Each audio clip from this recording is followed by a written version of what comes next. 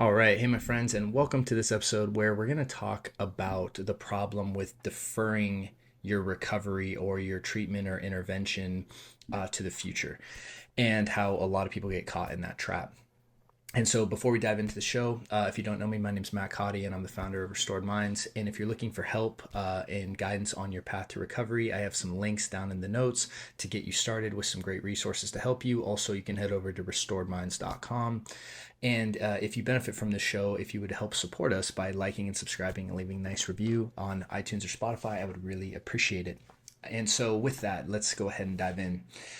So, a lot of people that I speak with or that are looking for help, one of the most common I'll say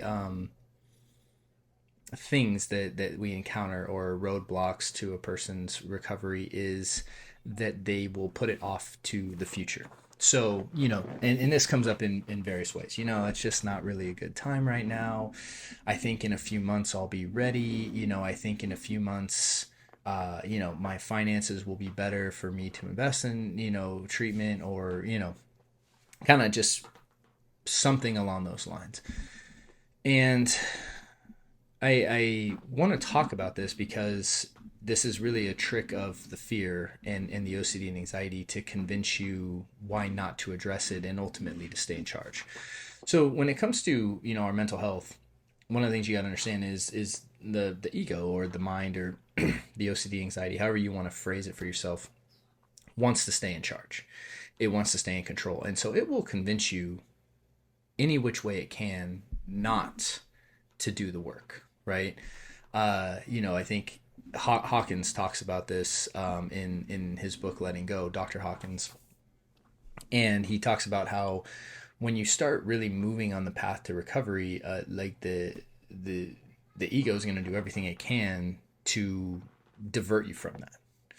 So, and that might mean simply coming up with reasons not to do it. It might mean forgetting to do it. It might mean kind of deprioritizing it because it knows ultimately that on this path, of you is really its end if you travel down this path. And so, one of the main things that convinces you is that right now is not a good time. And the reality is now is the only time you ever have to really work on your recovery. If you're not working on it right now, then and you're pushing it off to the future in any way, you'll continue to do that. That's just what the pattern is, right?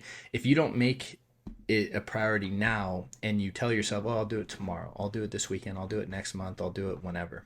The problem is there's an endless amount of time, or hypothetical time that you can default it to.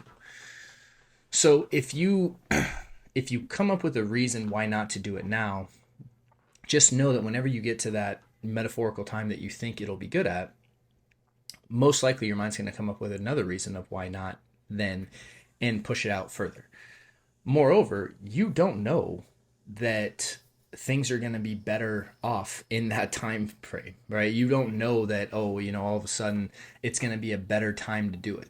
That's just something that you're totally creating. You're totally just assuming, or you're just convincing yourself that that's the reality.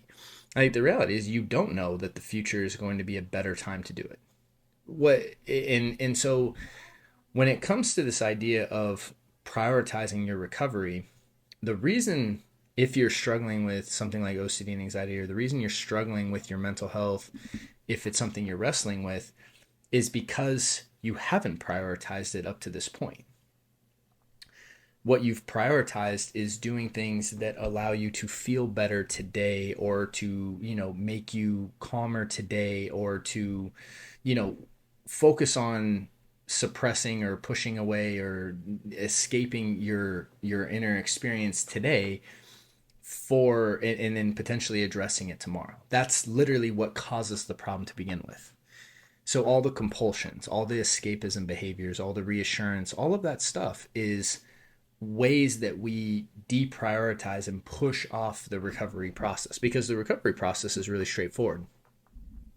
There's nothing really that complicated about it.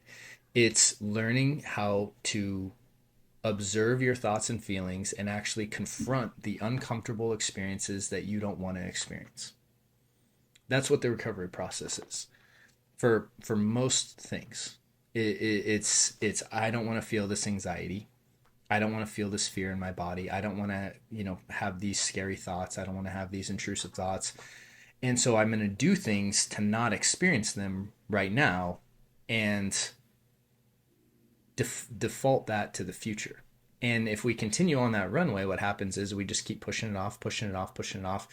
And as we do that, our lives become smaller and smaller and smaller and smaller, until eventually, for some people, it becomes unmanageable. And unfortunately, a lot of people wait to address it to the point where it's literally unmanageable, and they're now in a crisis state. When really, if we just said, hey, I'm going to prioritize my mental health, it's something I'm going to work on now. I'm going to start today. That's what prioritizing means. It's the same exact thing for people who do this with their physical health. I'm going to start a diet program or a workout program next month. And then they might try it and then they push it off. It's just not a good time. It's not a good time. And you see their health deteriorate over time. The people who maintain good physical health, they prioritize it today. They make it part of today because they realize today is the only really day that matters. It's the only time that matters. In fact, it's the only time that exists.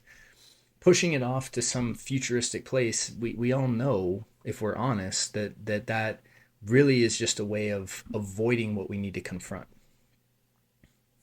And so when you push off your recovery or your recovery process to the future, and the thing is, the mind's really good at convincing you of these quote unquote legitimate excuses as to why you need to do that. But like I said, the reality is you don't know that the future is going to be a better time to do this.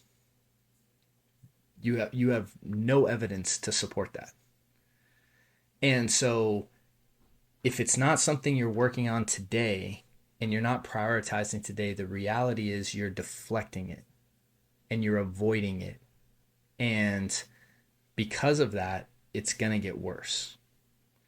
And so instead of deflecting it to the future, you have to start by realizing the only time you ever have to work on your mental health is not in the future. The future is not real. It's like you have to make it part of your experience and prioritize it today. And that's really a key to you truly getting better. So just wanted to cover that. And as it's something that I've just encountered a lot and people will say a lot, and I want to just really confront that idea that of it's an avoidance mechanism of the mind to not allow you to really engage in the recovery process. So with that, hope it was helpful, and I wish you guys a great day and a great week, and I look forward to seeing you on the next episode. Hey there. So if you enjoyed that video, we've linked up a few more videos that we think you'd find helpful as well. And if you have found this helpful, we'd really appreciate your support by liking and subscribing. And if you're looking for help and guidance, please check out restoredminds.com, as we have several options for you to get started. See you guys soon.